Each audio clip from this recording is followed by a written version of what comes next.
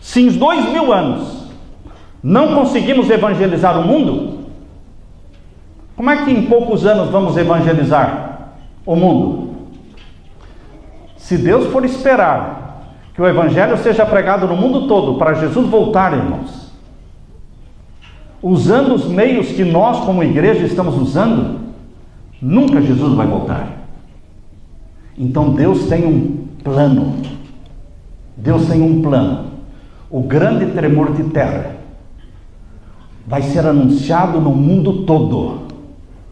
Em seguida virá o escurecimento do sol, diz aqui o capítulo 6, verso 12. Capítulo 6, verso 12. E havendo aberto o sexto selo, eis que houve um grande tremor de terra. E em seguida, não é 20 anos depois, irmãos, não é 50 anos depois, porque isso não causaria impacto. Para causar impacto, para converter a grande multidão que ninguém podia contar, tem que ser em rápida sucessão. Tem que ser em rápida sucessão, porque os últimos acontecimentos serão rápidos. Logo após o grande tremor de terra, o escurecimento do sol e a lua de sangue. Pessoas me escrevem perguntando sobre as luas de sangue. Queridos, haverá uma lua de sangue logo após o terremoto e o escurecimento do sol. Esse é o sinal profético de que o selamento está chegando. O decreto dominical será aprovado num tempo de caos. O decreto dominical será aprovado não num tempo bom, mas de crise, de caos, de tragédia financeira, moral, todo tipo de tragédia que você possa imaginar. O decreto dominical será aprovado como uma tábua de salvação em busca da bênção de Deus para acabarem as calamidades, para pararem as tragédias. Vão apelar para que o santo dia do domingo, primeiro dia da semana, esteja santificado por todos. Porque, queridos, os líderes religiosos do mundo farão com que o mundo todo pense que as desgraças são resultado da transgressão do domingo. Por isso Deus anuncia com um grande tremor de terra o escurecimento do sol, da lua e a queda das estrelas, verso 13. E as estrelas do céu caíram sobre a terra como quando a figueira lança de si seus figos verdes, abalada por um vento forte. E o céu se retirou como um pergaminho que se enrola, como um livro que se enrola. O céu vai se enrolar. É como se o céu estivesse indo embora e você ficando exposto, porque nós moramos na superfície da terra. O que nos protege é o céu. Quando o céu some, cria um pavor, uma instabilidade e insegurança. Ilhas e montes se moverão dos seus lugares, desaparecendo, provocando ondas enormes de 100 pés, invadindo cidades. Queridos, isto vai acontecer anunciando que é chegado o momento do selamento do povo de Deus, e o momento em que o sinal da besta vai começar a ser aplicado. A Suprema Corte dos Estados Unidos aprovou para os 50 estados nos Estados Unidos o casamento com o mesmo sexo.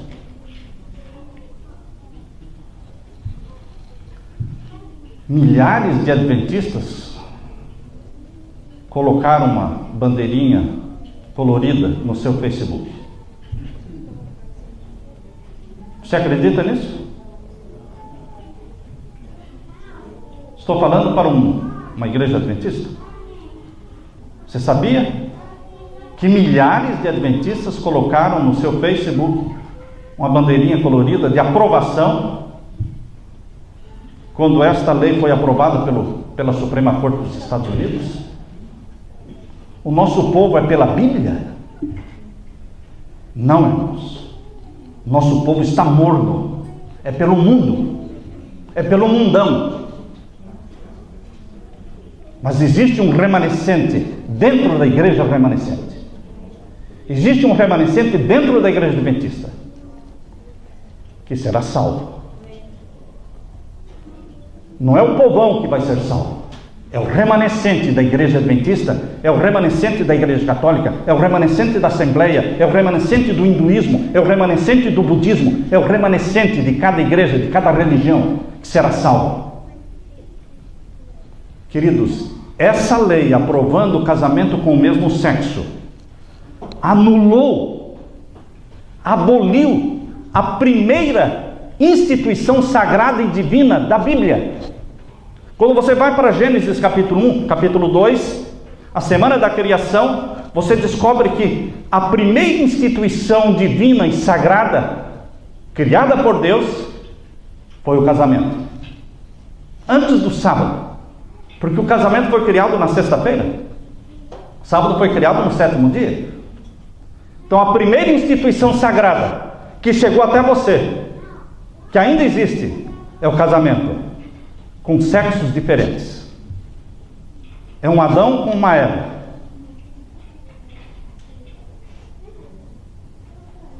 Como alguém disse, não é um Adão com um Ivo. Queridos, pessoas de sexo diferente. Essa é uma instituição sagrada que se chama família, casamento. Isso foi abolido nos Estados Unidos pela Suprema Corte. Qual é a outra instituição sagrada que nos vem do capítulo 1 e 2 de Gênesis, da semana da criação? O sétimo dia como dia santo ao Senhor. Gênesis capítulo 2, verso 1 a 3. Vamos ler? Gênesis capítulo 2 e os versos 1 até o verso 3. Aqui lemos: Assim os céus e a terra e todo o seu exército foram acabados.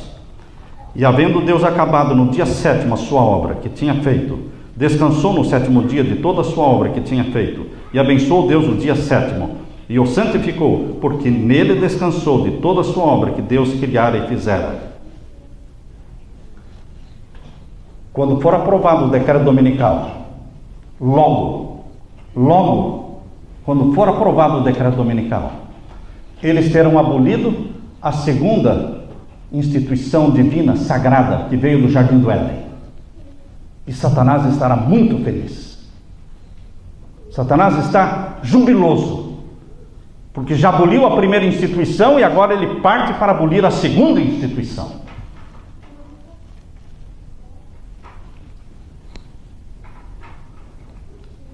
Queridos, dentro de pouco tempo, muitos estão pensando que vai ser esse ano.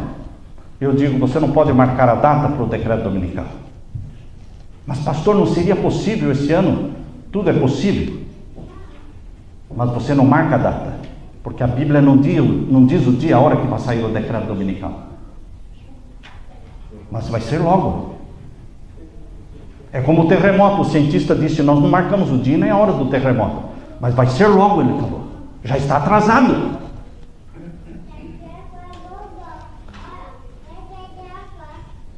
O decreto dominical, irmãos, não vai ser um evento que ocorrerá no anonimato. O decreto dominical não é uma coisa que acontece e você vai descobrir depois de um ano. Não. Você vai descobrir no momento em que for aprovado. E você já vai ouvir o burburinho antes. Você já vai ouvir o barulho das tragédias que estão acontecendo antes, destruindo o mundo. O mundo estará sendo destruído pelos terremotos e maremotos e tsunamis. O mundo vai estar num caos. E eles clamam por Deus, santificando o domingo. E agora um povinho pequeno na terra se levanta contra. E eles são rotulados como terroristas. Eles são rotulados como pessoas não gratas. Pessoas que estão trabalhando contra o bem-estar da comunidade e da sociedade. Pessoas que não merecem viver. Porque não se ajustam ao dia ecológico. Não se ajustam ao dia da família, que é o primeiro dia da semana. Por isso Deus, quando o povo de Deus estiver para proclamar, Apocalipse 18, verso 1 a 4, irmãos, quando o povo de Deus estiver possuído pelo Espírito Santo, batizado pela chuva serôdia do Espírito Santo, os 144 mil estiverem proclamando a mensagem do alto clamor, que está em Apocalipse 18, versos 1 a 4, Por isso, nesse tempo, Deus vai anunciar, Deus vai sacudir o mundo, Deus vai ajudar a pregação. Você não vai pregar no vazio, você vai pregar para pessoas que querem ouvir. Lembra-se da história de Jonas? Jonas representa o povo adventista dormente. Porque o que era Jonas? Um dormente. Na hora de pregar, em vez de ir para Nínive pregar, ele correu para o navio. Não só correu para o navio, ele correu para o fundo do navio. Não só para o fundo do navio, ele foi dormir. E Jonas só falou, porque o capitão do navio chegou para ele, acordou, sacudiu e disse: qual é o teu nome? Quem é o Deus que você serve? De onde você vem? Qual a tua missão? E então Jonas teve que falar. Foi como que com um saca-rolha. Sabe quando a pessoa usa um saca-rolha para abrir uma garrafa? Eles arrancaram a verdade da boca de Jonas como um saca-rolha. É assim que muitos adventistas vão aprender a falar.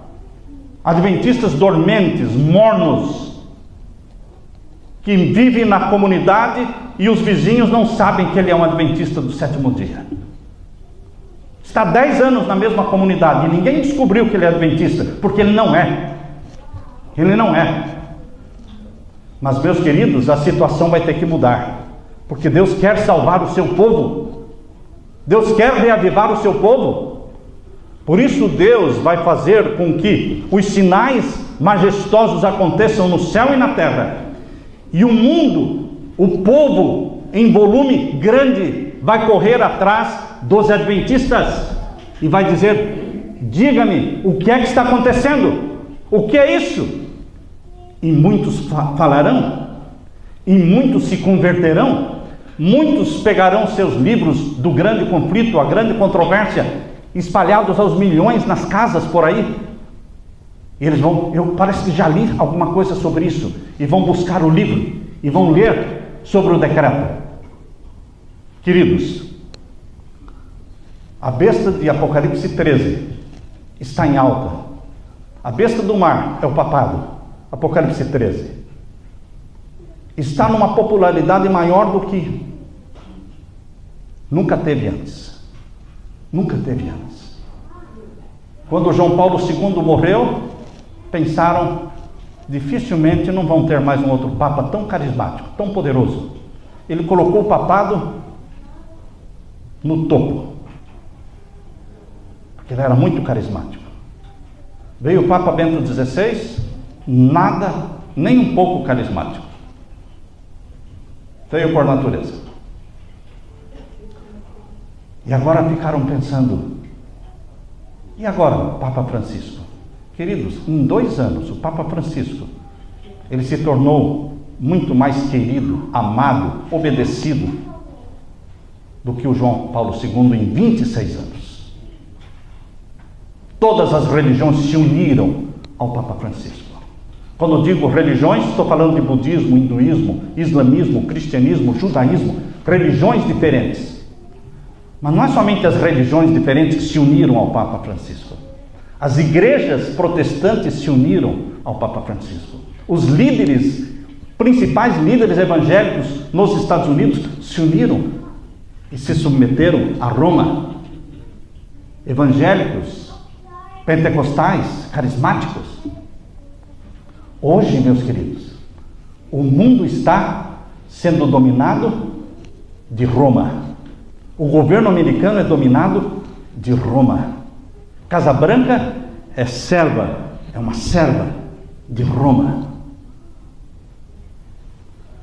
No dia 23 de setembro, o Papa Francisco estará na Casa Branca.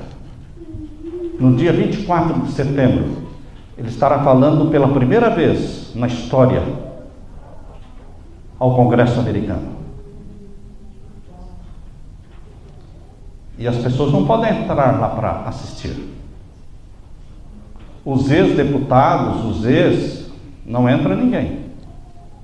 Só entram os que são deputados na atualidade. E os convidados especiais. No dia 25 de setembro, ele fala para a ONU.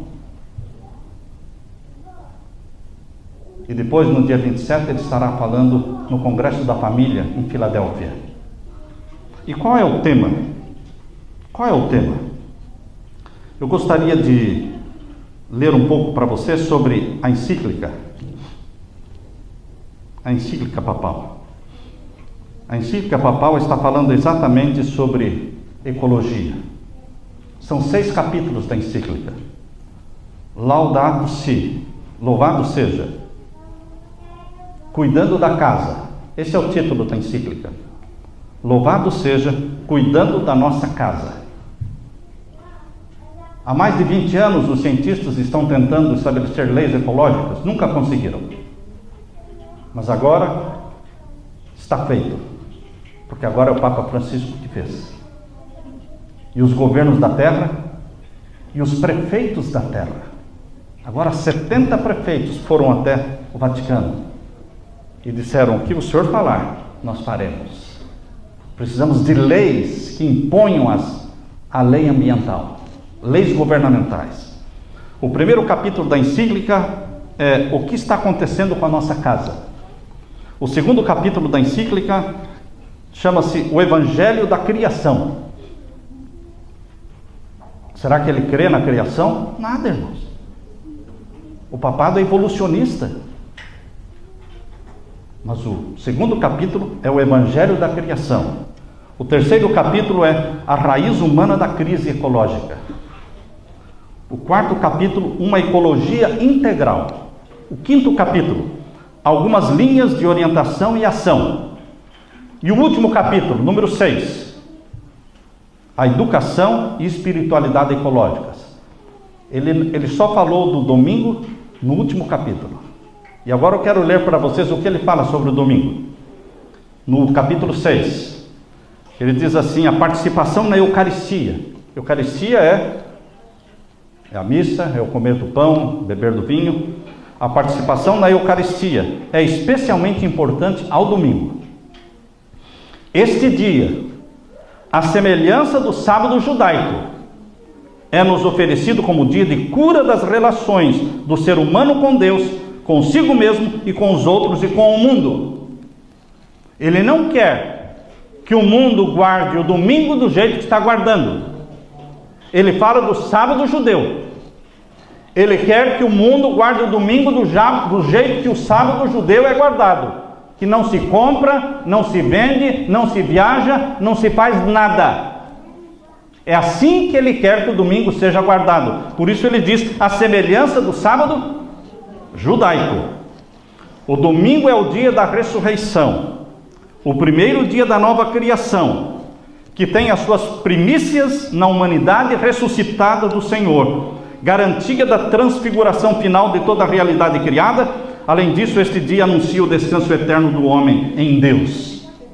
Assim, o dia de descanso, cujo centro é a Eucaristia, difunde a sua luz sobre a semana inteira e nos encoraja a assumir o cuidado da natureza e dos pobres.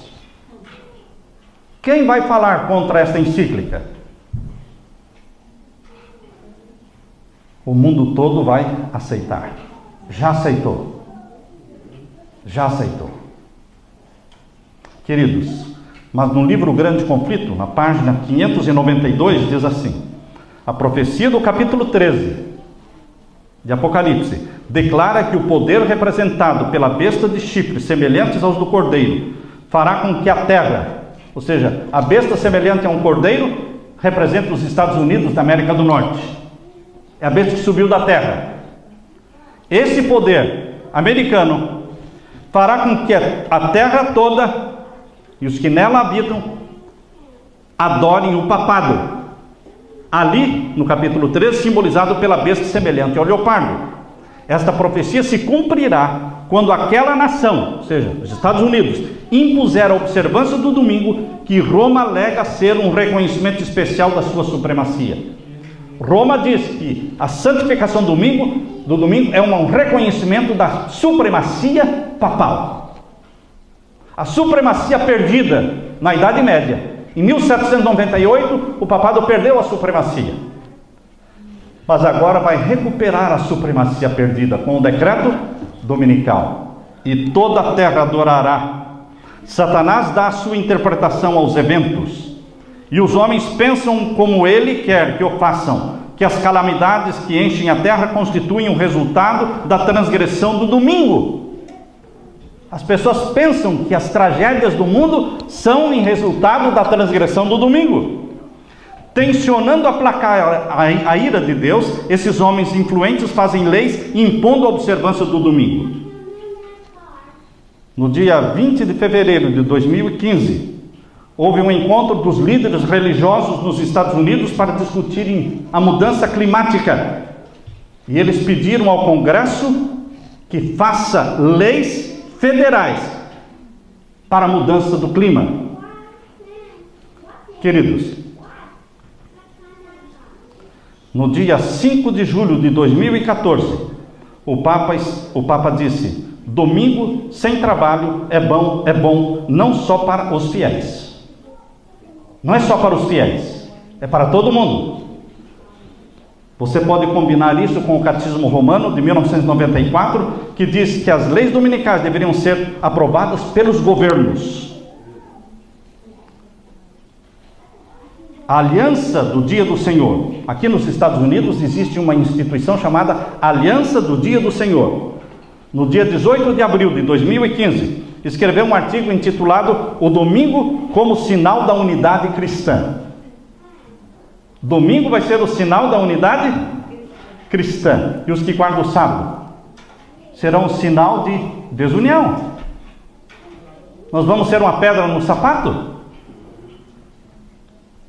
No dia 27 de março de 2015, houve um artigo na CNN, um dos principais canais de televisão, onde a senadora Sylvia Allen, lá do Arizona, ela declarou que todos deverão ir à igreja aos domingos.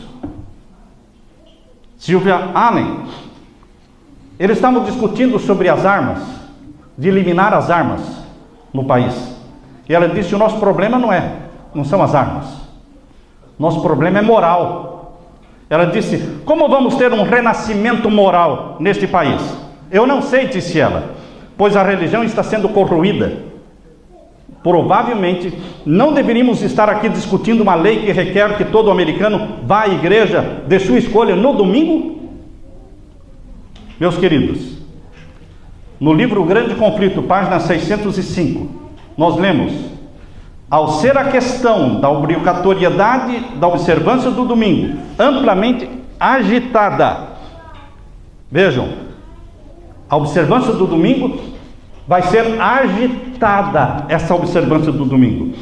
Vê-se aproximar o fato há tanto tempo duvidado e descrido, e a terceira mensagem angélica produzirá um efeito que antes não seria possível produzir. A terceira mensagem angélica vai ter um poder muito maior com a agitação do decreto dominical. Há mais de 100 anos, irmãos, Ellen White escreveu isso. E hoje nós estamos vivendo a agitação do decreto dominical.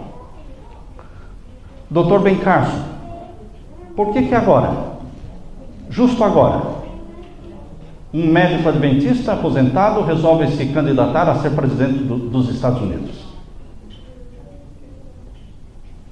Vocês se lembram quando a rainha Esther? Vocês se lembram quando José no Egito? Vocês se lembram quando Daniel? Quando alguém que é fiel a Deus